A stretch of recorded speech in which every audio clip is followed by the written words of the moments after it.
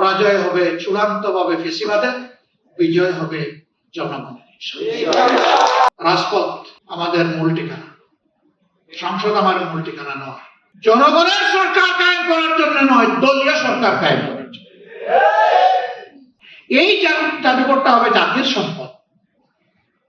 ঐক্যমত্য পরিষদে বসে একমত হয়েছে, আবার সংসদের বিশেষ কমিটিতেও সবাই একমত হয়েছে যে যেভাবে প্রস্তাবনা এসেছে অনুরূপ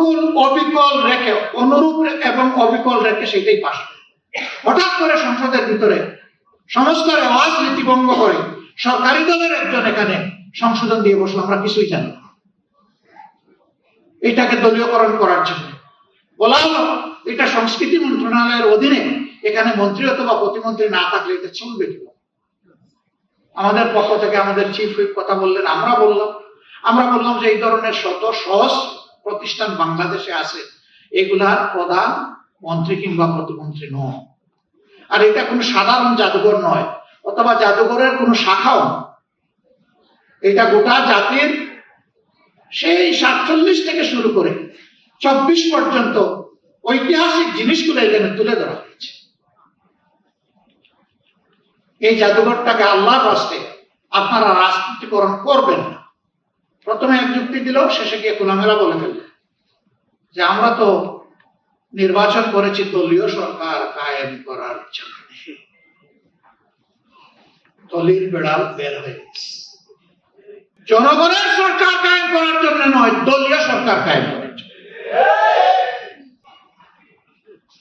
ভাই বোনেরা, আমরা সেই দুঃখ, ক্ষোভ, যন্ত্রণা, ব্যথা এবং ঘৃণা নিয়ে সেদিন ওয়াকআউট করেছি। আমরা আপনাদেরকে কথা দিচ্ছি, যতদিন সংসদের ভিতরে লড়াই করতে পারবো ততদিন থাকবো, এর বাইরে 1 মিনিটও থাকবো। রাজপথ আমাদের মূল ঠিকানা, সংসদ আমাদের মূল ঠিকানা নয়।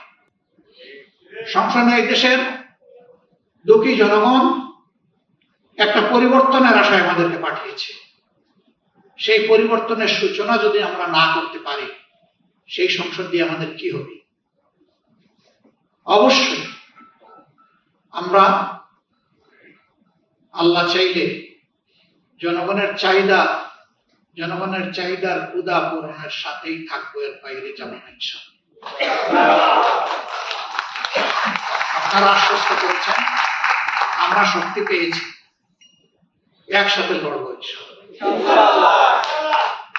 এবং আমরা দৃঢ় আশ্বাসী, পরাজয় হবে চূড়ান্তভাবে ফেসিবাদের, বিজয় হবে জনগণের।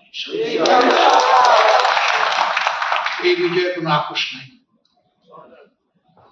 আমরা একসাথে থাকবো। আল্লাহ আমাদেরকে একসাথে থাকার তৌফিক দান করুন। আমাদেরকে আপনাদের বাইরে কাউকে ভাববেন না। আমরা অনেক বড় পরিসরে, আরো অনেক বড় পরিসরে জুলাই যোদ্ধাদের কথা শুনতে চাই।